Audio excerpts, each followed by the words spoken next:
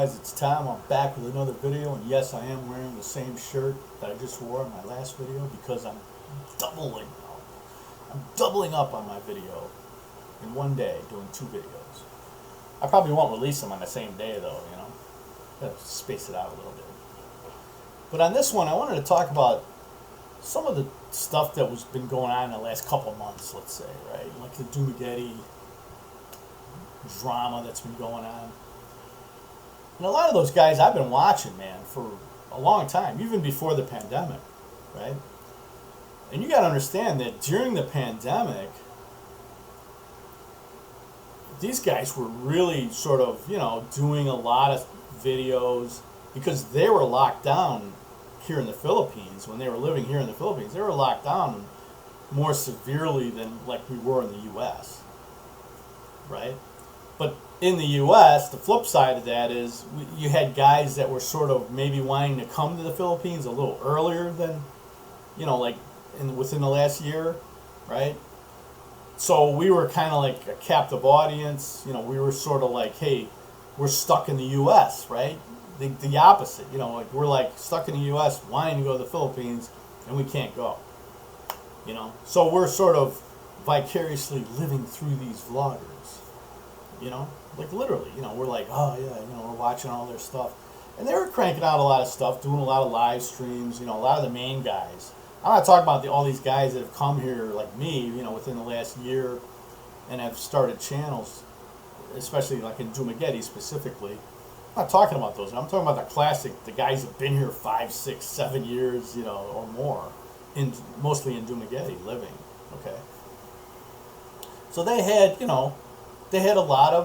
they were getting a lot of action, and like I said, there were guys in the U.S. that were, even though we weren't locked down as badly as they were in the Philippines, but, we were still kind of waiting to come here, and, our lives were kind of on hold, we were just sort of working and, just sort of existing and, like spending some time with some family when we could or whatever, but, everything was just kind of muted, you know what I mean? Our lives were somewhat muted for that time, for over 2 years, right?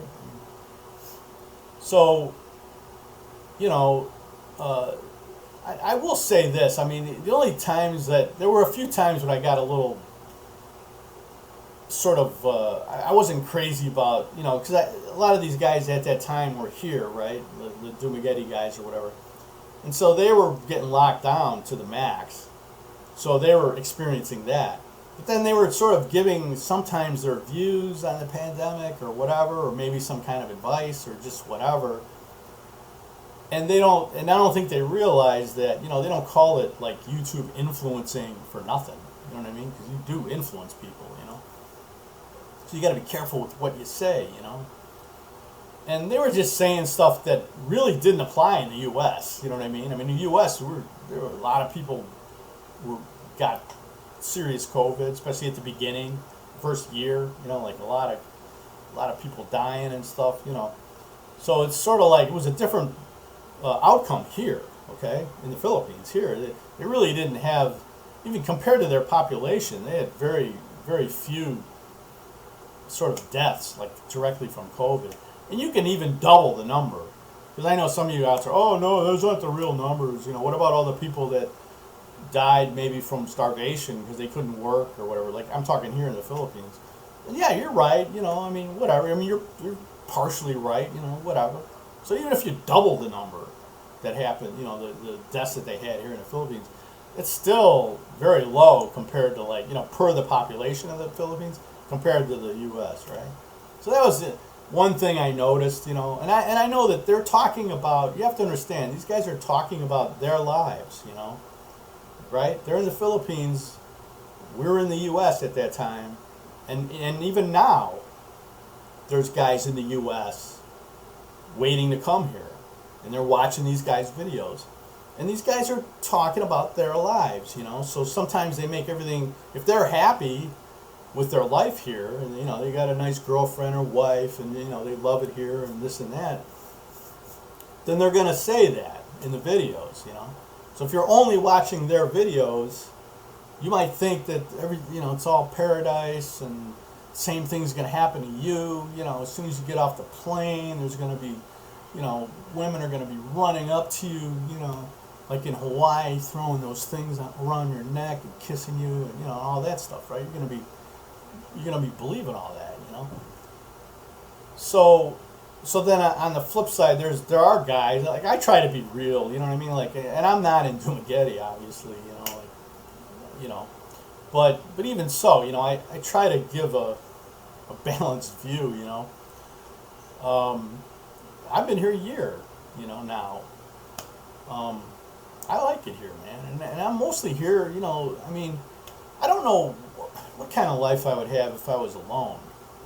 You know, you know what I mean? Like, really, when I think about it, you know, it's just like, I mean, you know, I came here because it's the cost of living and everything is low, but also because my girl's here, you know, and it's like, that's my main thing, you know what I mean? Like, so like I said, you know, guys who come over here, I was lucky too, you know what I mean? Like, that's not going to happen to everybody, you know.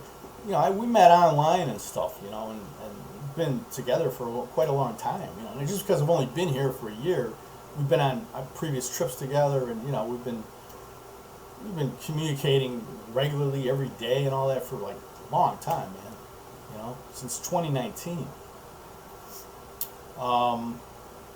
Early 2019, actually since 2018, because we met, you know, we were video chatting for like 8 months before I was able to come here and visit, you know. So really, God, it's been like 5 years. Yeah, it's been a little bit over 5 years actually. It's, you know, since we've been communicating and all that, and then maybe 4.5 or whatever since from when we actually met, you know. But like I said, you know, I was lucky, you know, like, you got to be careful, you know, you come here, especially you come here by yourself, you know. And I know that some of you guys are going to be like, hey, you know, you had a divorce, you know, you had a bad relationship, you got crapped on, you know, once, maybe twice, I don't know. So you're like you know, you're hungry, you know what I mean? You're hungry for love, you're hungry for affection, you're hungry for a lot of things, you know. So you're going to come here, you know, and just be careful, you know. Don't jump off the deep end like right away, you know. You know what I mean? With, you know, the first time you get some affection or whatever, don't you know, just kind of try to maintain a level of balance. You know what I mean? Like, just try to don't go over the deep end, you know, so fast. You know, and you might get lucky, you know, but you know what I mean. You might actually, you know, meet somebody right away, or whether it's online or in person, that's the one. You know, I'm not saying that doesn't happen. I'm not saying that, but I'm just saying, you know, overall, man, you know, that's why a lot of guys go to Dumaguete. You know, not only is there other foreigners there, so they can kind of meld into the living while still, you know, having access to other, you know, guys from the U.S. and that, right? Plus, there's a lot of single women, you know, running around, especially the provincial areas around there or whatever, you know. So I mean, yeah, it's, you know, and there's not a lot of money in that area, you know what I mean? It's not like some big rich city, you know, or you know what I mean, or even somewhat wealthy city or whatever, you know. Like, the bigger the city, the more wealthy Filipinos there are, okay? So, you know, when you're in a smaller city, you know, there's just, it's going to be more, probably a lot more working class, you know, population, you know. But, yeah, so anyway, just keep that in mind, you know. A lot of these guys, like Paul did some Old Dog, right? I mean, I'll just, you know, he did a couple videos that were kind of interesting, right? Like, one of them was when he was talking to an, oh, I forget the gentleman's name, but you know, he was like an older white guy, maybe 67 years old, I want to say he was, and he had been married to an African American lady for like 37 years or something like that they were married. And I think they had at least one kid, daughter, maybe another. I can't remember that part, But the whole idea of the video was like, now keep in mind, right? So this guy's of sort of our older generation, okay? So he's basically was like a pioneer of interracial relationships because they got married obviously in the 80s, probably the early 80s, right? This guy's like 5 years older than me. I was like early 20s, so I'm pretty sure it was like the early 80s, if he was married for that long, and he'd been divorced for like 4 or 5 years at this point or whatever. Okay, so keep in mind something now, and then of course Paul asked him the question that a lot of people don't even think about, like in his situation, being like, going to family functions and going to different functions where friends and family of your wife are there, and then he asked him like, do you think, who's more racist, white people or African Americans, right? Well, you got to keep something in mind here, man. I mean, so these people that were at these functions, that he went to with his wife, right, and probably his family or kids, I'm assuming, were there too, right? These are people that are his probably same age, mostly, right? Mostly. So these are like African Americans that grew up in the 1960s. Okay, like they're all probably, a lot of them were, if they were his age and whatever, and I think his wife was probably similar age as him. I don't think she was much younger. So these are people that at least grew up in the 60s and certainly the 1970s. Well, gee, if you're think about this, right? Like if you're an African American and you were growing up in that time, do you think you're going to have a little bit of a animosity? Do you think maybe you've experienced a little bit of racism when you were growing up? As opposed to, like somebody now who's like 30 years old, right? An African American or, pick another group, right? That is considered a minority group. If they grew up, if they're only 30 years old, the odds are, yeah, they probably experienced some prejudice and racism, but not as much as a man or woman or, they grew up in the 1960s and 70s, right? So put things in context, that's what I'm saying. Like, I know the whole thing was like, oh, it was kind of a, flip side of the coin, this guy says this, and now, you get a lot of views and all this, right? Because of it, right? The video was widely watched and a million comments probably and this and that, right? But keep it in context, like what the guy said, That's all I gotta say. I mean, I knew that right away. Like, I watched the whole thing and I just thought about it. And it didn't take me long to sort of come to these conclusions, And then and then I think Paul interviewed an African American gentleman that's, I think, living in the Philippines, older guy. I didn't really watch that whole video, but I got the gist of it, and he was sort of similar, like, from what I heard of, from what I watched, he was saying it's kind of a similar thing, right? He's saying, well, in some situations that might be true what that guy said, but I think, African Americans have a more reason to be racist. You know what I mean? Because all the crap they've experienced, Especially, like I said, you got to go back to the times that these guys grew up, okay? When we grew up, in the 60s and 70s, That's what you got to keep in mind, like.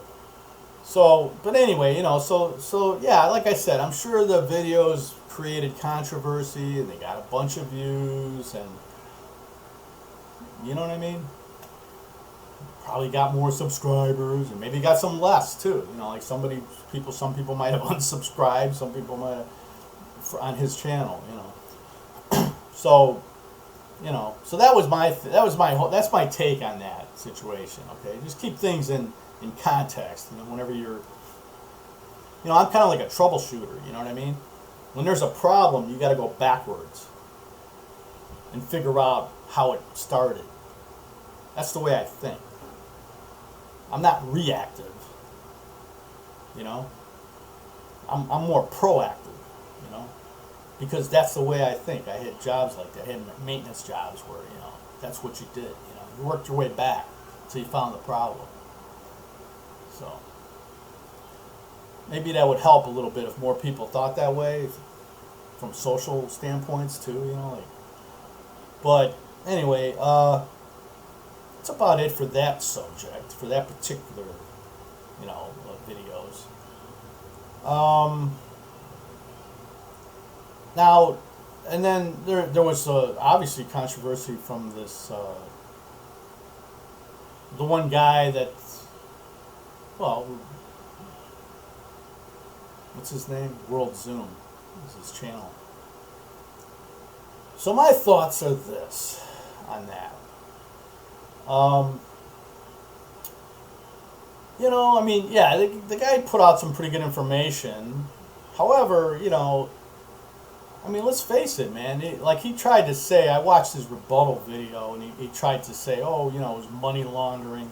No, it was embezzlement. It was stealing, man. And then I guess he had a partner. They stole like $3.5 million from these hospitals while they were, you know, had high positions within those hospitals, right? And you know, so maybe his half of it was 1.75 million or whatever. If you want to cut it in half, you know, I'm not sure what his deal was with his partner or whatever. But to me, I mean, you know, and then he did like, he said he paid back most of it. Well, most of it could be, like, let's say if you had 3.5 million that you stole. So if you paid back 2 million of it, that's most of it. That's technically more than half, which could be construed as most. So you still got like you could still have 1.5 million of that stolen money, you know, right? Now I don't know what he's got, but I'm just saying, you know, like, I don't know. To me, you know, I don't idolize white collar criminals, okay? I don't think that they up the system and they, you know, like, oh, you know, they're smart and all this and that. I don't look at them that way, you know. I really don't. I don't think that they should be, you know, sort of made into heroes, you know, or anything like that. I mean, think about it. In the U.S., you rob a gas station with a penknife, and you get caught. You know, you're gonna do some years in a serious prison. You know. But if you steal $3.5 million, you do 3 years out of a 10-year sentence in a country club prison, which he admitted to. You know, I mean, he said this is from him. You know. So I don't know, man. I just don't think that that's something to be. I don't know. I'm not going to overlook it personally. You know, like I'm like, you know, I don't like that. You know what I mean? Like, that's my opinion, but you know, I just don't. I don't think it's like cool or whatever, or you know. And you say, oh, he paid his dues. Well, did he? You know, not really. I mean, you know, you consider it, right? Then he owes like 300 grand in taxes or whatever, but it's gonna take him a long time to pay that off. Yeah, okay. But you know, so I don't know. That's my view on it. You know what I mean? And the reason I kind of even brought this up is that, you know, when I was watching the comments on that sort of rebuttal video that he did, yeah, everybody was. I mean, most of the comments were all like, oh, you know, empathetic and stuff. You know what I mean? And I'm like, you know, like that. Oh, we've all done things wrong. And yeah, oh, really? But have you stole $3.5 million also? You know, let's not mix apples and oranges here. You know what I mean? Like, yeah, we've all made mistakes in our life, but most of us didn't steal that much money. Okay, and pretty much, you know, wind up in some country club prison situation for 3 years. You know. So that's all I'm going to say on that, you know. And I'm not trying to be, you know, I'm just giving you my opinion on that. So that's kind of like most of what I think I wanted to talk about, right? I mean, you know, but just keep in mind that some of these the guys in Dumaguete that are making videos, and they're getting a lot of views because, you know, guys in the U.S., they want to hear good things, right? They want to hear, like, you know, they want to see, oh, this guy's got a nice pretty wife or girlfriend or whatever, and, you know, who's quite a bit younger than him maybe, right? And they want that for themselves, you know? So that's what they want to hear, you know? They want you to spoon feed them this good stuff. And they're doing it.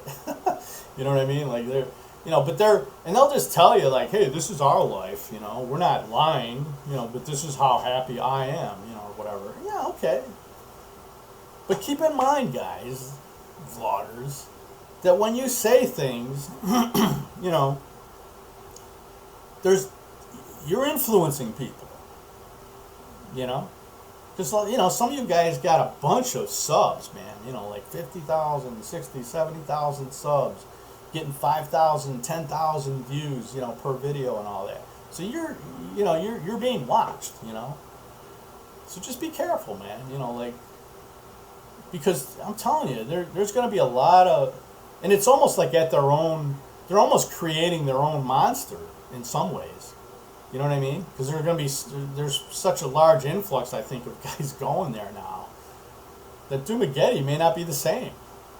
In another year or two, man, it might be, and I don't mean that like, it might not be in a good way that it's not going to be the same. You know what I mean? So that's something to be aware of, you know. Sometimes people, when you influence people certain ways, man, you know, it could come back and bite you, you know. So, but that is about it, guys. I've jabbered on for quite a while here. That's mostly what I kind of wanted to talk about in a nutshell, right? Or, you know, yeah. Oh man, you know what? I might have to do another video. There's one thing I missed, but it's the subject matter. I'll just make another video on it, you know, like a whole nother video on it. And it might not be forever. It might be 10 minutes, you know, something like that. But I don't want to add it to this one, you know. So, all right, guys, that's about it on this one. I will talk to you later. Please like, comment, subscribe, share. Have a great day.